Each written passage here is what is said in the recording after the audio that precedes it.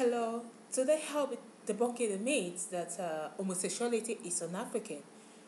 Often we hear the word homosexuality is un-African, is unnatural, but really, is homosexuality un-African?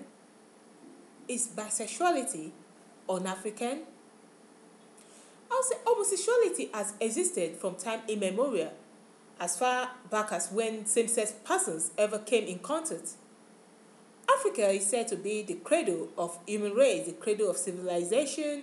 It therefore logically follows that homosexuality started in Africa before human race started migrating to other places to spread its branches in different colors, shapes, and sizes. Many African culture and religion viewed homosexuals and transgenders as gods. They were highly revered before intolerant religion and cultures started flourishing. Advent of colonization and the import of foreign laws like Sodomy laws, burglary, that brought homophobia and intolerance into African societies. I say African societies with a consciousness that Africa is not a monolithic society, as it consists of many diverse cultures and ethnicities, and therefore we can lay no claim to a single monolithic African culture. Many Africans actually became intolerant of homosexuality and transsexuals only after foreign religions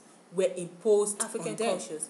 Homosexuals and transsexuals were revered and worshipped as spirits of the gods. Shango, the god of thunder, was often referred to and described as a beautiful man who dressed and accessorized and had his hair plaited and braided like a woman. Shango priests, all men, dressed in women apparels when performing traditional rituals. Now tell me that is un-African. Although some people often counter this point by saying that Shango was never homosexual. But I asked you, he was a cross-dresser. You never really know if he was homosexual. Yeah, he was said to have been married to another deity, a goddess, or yeah. But I'm using this reference to say that in the form of gender identity and cross-dressing society in Nigeria and as many parts of Africa, if a man should go out dressed like a woman, his hair braided, earrings, wearing women apparels, he's likely to get stoned. But then Shango was a revered god. Even though he went around dressed in women apparels with his hair braided, there was tolerance back then.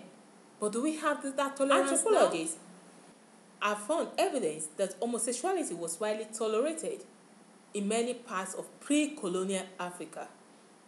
For example, it has been reported that until the practice died out in the early 20th century, male Asande warriors in the northern part of Congo routinely married youths who functioned as temporary wives. Also in Uganda, some members of the Bugunda royal family suggests that homosexuality was existent and tolerated before colonial rule. It is said that many members of the Bugunda royal family, of course in Calabar, that's a part of Nigeria, women are famous lesbians and bisexuals. In fact, matriarchy was and is still strong in Calabar.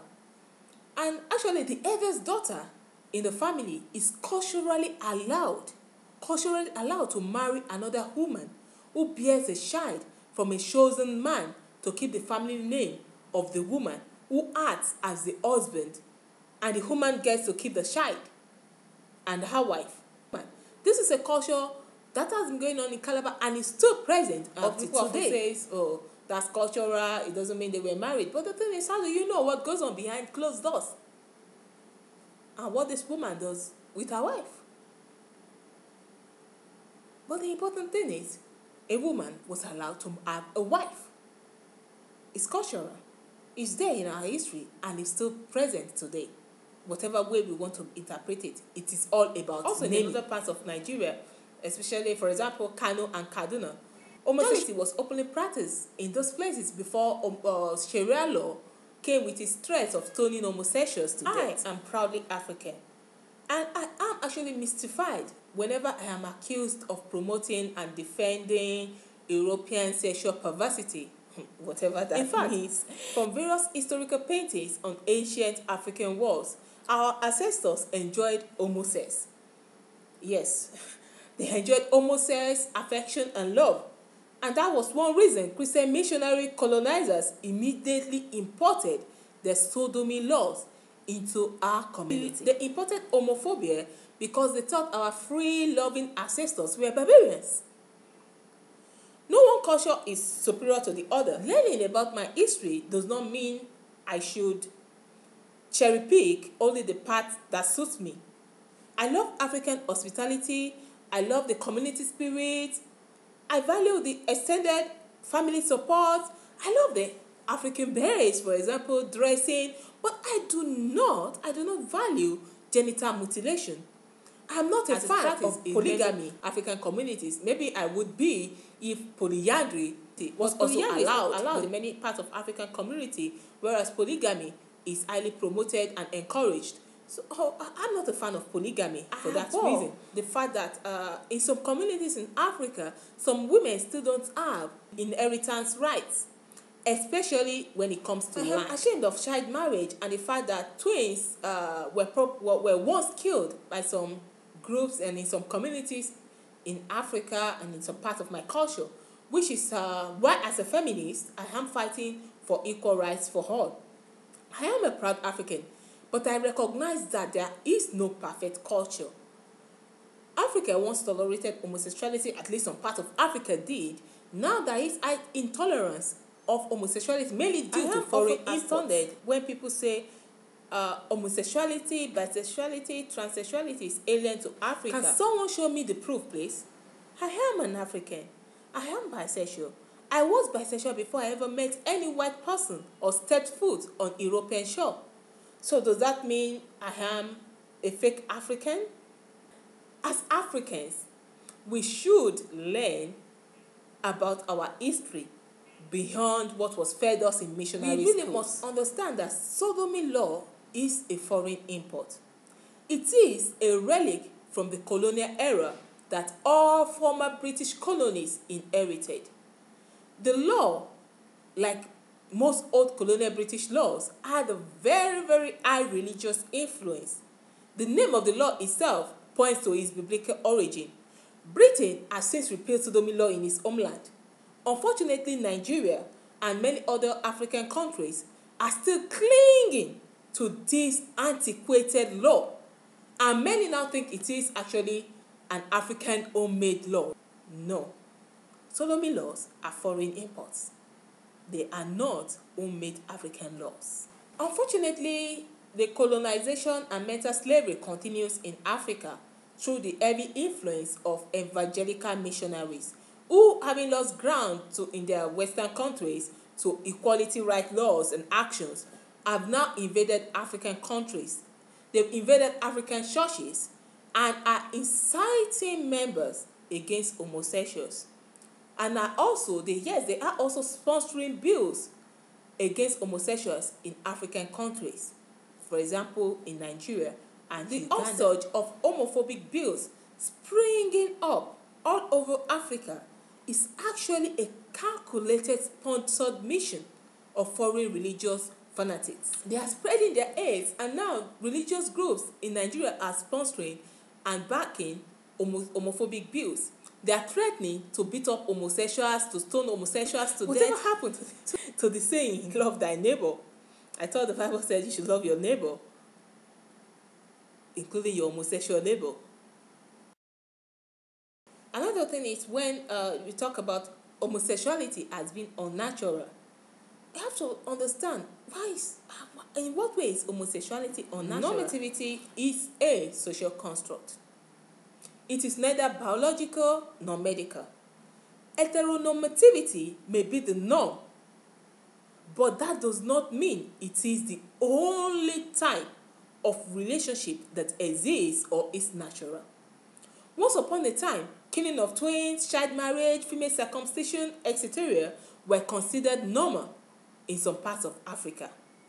Also, women contesting elections, women inheriting lands and properties were once considered abnormal in many parts. Humans are continuously evolving socially and politically to create new forms, but most importantly to recognize that some rights are inalienable rights and that all human beings by virtue of being human, irrespective of gender, irrespective of birth, race, or sexual orientation, have human rights. What is normal today might become abnormal tomorrow. But what I am born with, for example, my sexual orientation, remains an integral part of me. It cannot change, whether the society or even I accept it or not. We are all born with our sexual orientation. Sexual orientation does differ, but just like skin or eye color, none is superior to the other. Homosexuality is not superior to heterosexuality. Asexuality is not superior to bisexuality.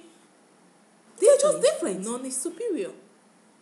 Different and normal. Many claim they are uncomfortable with homosexuality or bisexuality. Actually, I do not seek people to be comfortable with the idea of who I am, sleeping with, or having a relationship with. I believe that it is the business of the parties involved and not the business of the state or any other outsider. I may not be comfortable actually with polygamy or polyandry, or not.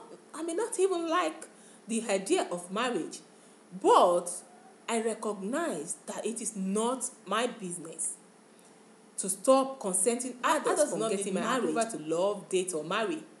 Just like I also do not need the approval of another adult before I can love or date or marry anyone I so wish. The people that matter in any relationship, whether same-sex or heterosexual, are the people in the relationship. If they are comfortable in their relationship and cause no one no harm, they are entitled to their rights and respect and dignity of person, right to privacy, right to found a family if they so wish. It is not about the norm in a society. It is about equal rights. We all should have equal rights to choose our partner. Consenting adult relationship should not be a matter of culture or religion or any other thing. It should just simply be an inalienable right of every human to make consensual adult decision. Homosexuality is not a cultural value of the West. Homosexuals in the West also had to fight for their right not to be discriminated against. In fact, many are still fighting for the right to marry, to found a family, adopt a child, and all that in the West too. Freedom is not given freely by the oppressors, but demanded by the oppressed. Africans must also learn to demand for their freedom. Africans, homosexuals, LGBTs, lesbians, gays, bisexuals must also learn to come out of the closet and demand for their rights as equal persons in the society, in their community. Freedom is never freely given by the oppressors, but demanded. Anyone truly interested in fighting foreign imports should start by fighting against intolerance and homophobia, because these are the real crimes of religion. These are the real crimes of colonization. Learn your history, Africans. Take the positive, move away from the negative. Most importantly, let us leave a better culture for the next generation, because we are all creators of culture. Is dynamic. I shouldn't be bound by what my forefathers or my ancestors did. I should endeavor to improve on the positive that they left behind and move away from the negative. I should endeavor to build a better culture and create a better culture. We are all creators of culture. We should create a better culture. We should improve on the culture that we have seen and leave behind a better culture for the next generation. And hopefully, the next generation will improve upon what we've left behind and make the world a better place for us all, irrespective of where you are from. Because we are actually one single human race. And every human being, irrespective of circumstances of birth, gender, geographical location, skin color, gender identity, sexual orientation, we all deserve our human rights. We all deserve human dignity. We all deserve respect. Respect my right, and I will respect yours. Demanding for my right is not taking away from your right. It's only saying that you can no longer perpetrate your hate and prejudice against me simply because I do not approve. Your approval is not needed. Let's spread love, not hate.